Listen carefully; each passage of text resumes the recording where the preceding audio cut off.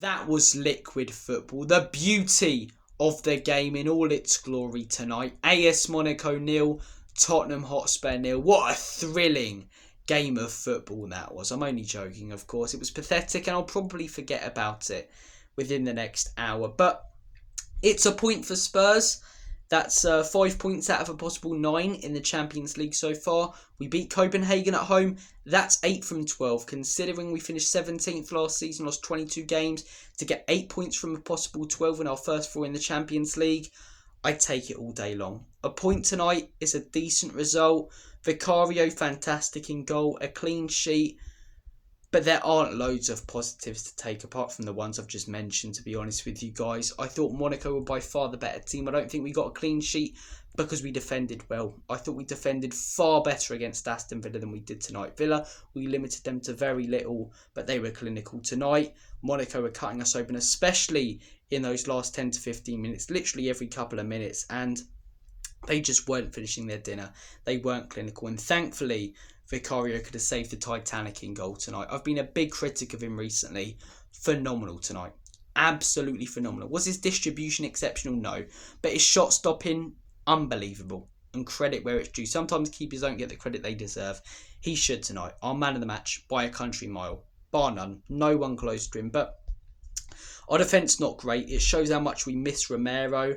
When we're playing out from the back as well, no one playing those beautiful lofted balls over the top of the opposition back line. No one spotting those passes in between the lines.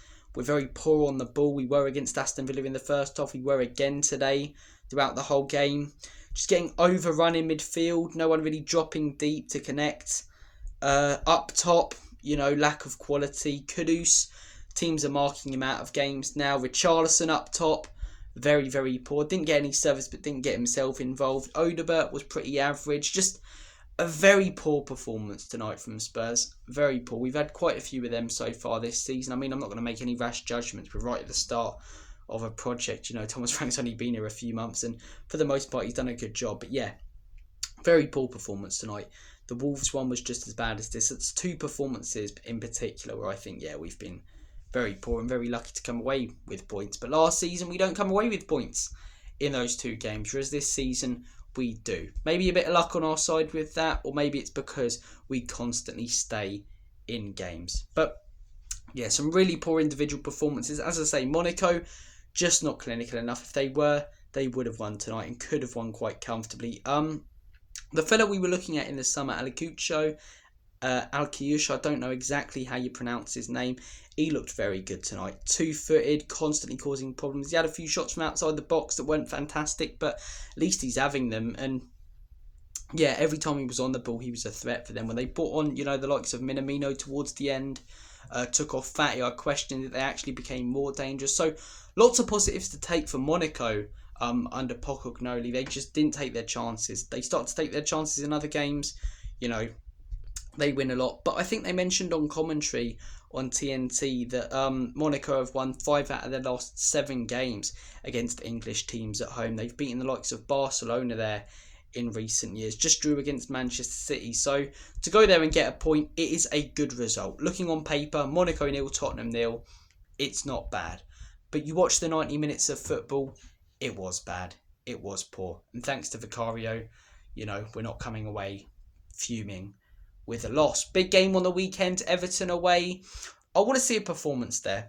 I want to see a performance. Look, people will say, it's important to get results, but I mean, yeah, it is obviously. It goes without saying, but it's like when people go, Frank needs to win this game. Why? He's not going to be in, any trouble or under any pressure if he doesn't. For me, I want to start to see a few, good performances. Even if we lose to Everton, I want to see us creating some good chances, even with the lack of attacking quality that we have. I want to see us quite stable in defence. I want to see the midfield flowing a little bit, and hopefully we get that on Sunday. But that's going to be a very tough game. Next week, St James's Park, and that's the start of what's a really tough run for us, to be honest. We've got Chelsea, Arsenal, we've got Copenhagen, but after that, PSG, Dortmund in the Champions League. So these performances need to start picking up a bit. Having said that, though, when Frank was at Brentford, they often struggled when they come up against like Sheffield United, Southampton's, Ipswich's, And then they come up against the Man Cities, Liverpools, Arsenals. Whether they win or lose, they'd make it tough games always. And,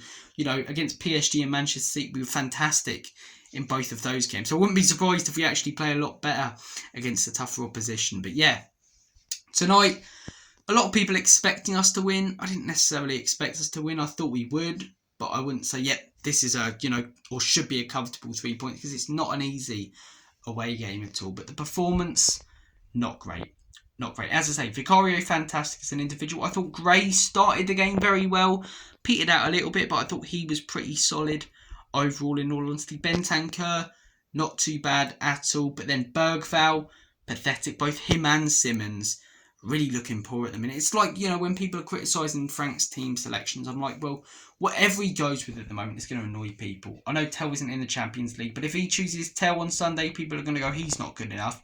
If he chooses Richarlison, people are going to say he was poor in the week, you should have played Tell. Then on the left, if he chooses Johnson, people are going to say, why are you playing Johnson? Play Odegaard. He was alright for 5 minutes. If you play Odegaard, they'll say Johnson's, looked alright and a bit more dangerous when he came off the bench. The fact of the matter is, whatever changes he makes to the team selection or substitution wise, it's not going to make much difference to the team, because we lack some real quality up top. In left wing, we've got to be looking at a player with quality in that position and up top. I think Solanke, when he comes back, will make a big impact. Romero, we could do with him back as soon as possible. More for the on the ball stuff than off it. I mean, we were getting cut open a lot more off the ball without him as well. I normally, class Danzo as being quite solid. Tonight, so unpositionally aware, just complete lack of awareness, really. But yeah, I thought Porro was really poor as well. Richarlison, as I say. Spence, when he came on, he doesn't like crossing the ball, does he? I'm a big fan of Spence, but you really don't like putting the ball in the mixer. But yeah, a couple of good performances. One great performance from Vicario, the rest poor. But at the end of the day, when all said and done, when you look at the context of last season, this season so far, unbeaten in the Champions League, 2 draws away, 1 win at home. Got a very winnable home game up next. I'm going to be making no excuses if we don't go on to win that. So hopefully we win that. 8 points from 12. It's not the end of the world. Guys, I'm going to make like a banana and split. Take care of yourselves, and as always and forever, come on,